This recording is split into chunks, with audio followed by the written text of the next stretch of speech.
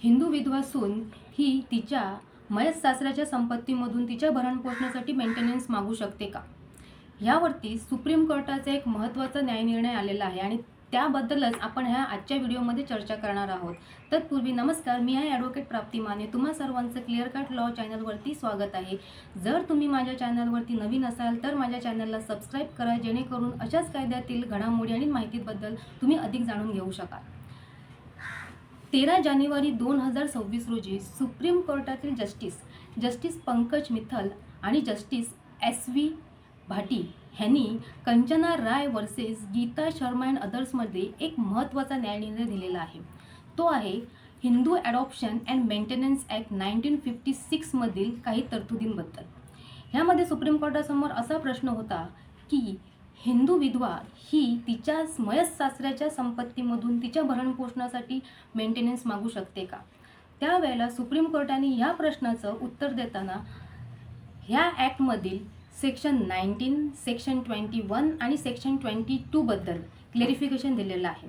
त्यामध्ये सेक्शन 19 नुसार हिंदू विधवा सून ही तिच्या सासऱ्याकडून तिच्या भरणपोषणासाठी पोटगी मागू शकते, ही एक क्लिअर तरतूद आहे. त्यानंतर प्रश्न असा आहे का ती जर विधवा झालेली आहे, ही तिचे सासरे जिवंत असताना झालेली आहे किंवा जिवंत नसताना झालेली आहे, म्हणजेच ते मयत झाल्यावरती ती विधवा झालेली आहे. तर ह्यावरती सुप्रीम कोर्टाने सेक्शन 21 क्लॉज 7 ह्यामध्ये जे डिपेंडंट ह्याचं जे डेफिनेशन दिलेलं आहे ते सांगितलेलं आहे. सुप्रीम कोर्टाने सांगितलेलं आहे की ह्या सेक्शननुसार डिपेंडंट यामध्ये लेजिस्लेचरनी क्लिअरली शब्द यूज केलेला आहे, तो म्हणजेच any widow of his son. त्यामध्ये असं कुठेही म्हटलेलं नाही की widow of a प्रीडिसीज sun.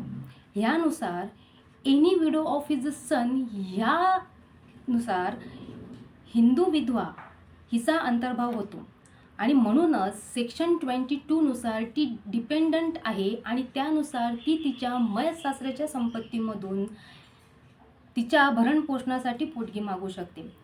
Supreme कोर्टाने असं देखील सांगितलेलं आहे की जर कायद्यामध्ये अशा सरळ तरतुदी आहेत आणि त्यानुसार जर त्या विधवा सुनेच्या हातामध्येच नाही का तिचे पती हे कधी मयत झालेले आहेत, ते सासरे जिवंत असताना झालेले आहेत किंवा सासरे मयत झालेले असताना आहेत, आणि जर ह्या तांत्रिक गोष्टींवरती जर तिला मेंटेनन्स नाकारला तर ते सरळ आर्टिकल 14 जे की राईट टू इक्वॅलिटी आहे ह्या मूलभूत हक्काचं उल्लंघन होते. तसेच सुप्रीम कोर्टाने असं देखील सांगितलेलं आहे की हा जो मूलभूत हक्क आहे तो आर्टिकल 21 नुसार देखील गॅरंटेड आहे, म्हणजेच तिला तिच्या भरणपोषणासाठी जो हक्क आहे to live the life with dignity हा जो आहे हा देखील आर्टिकल 21 नुसार येतो.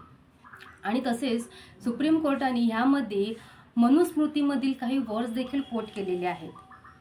त्यानुसार सुप्रीम कोर्टाने सांगितलेलं आहे की हिंदू शास्त्रानुसार आणि हिंदू धर्मानुसार कुटुंबातील प्रमुखांना हे त्यांचे जे डिपेंडंट आहेत त्यांचं भरणपोषण करणं ही त्यांची नैतिक जबाबदारी आहे.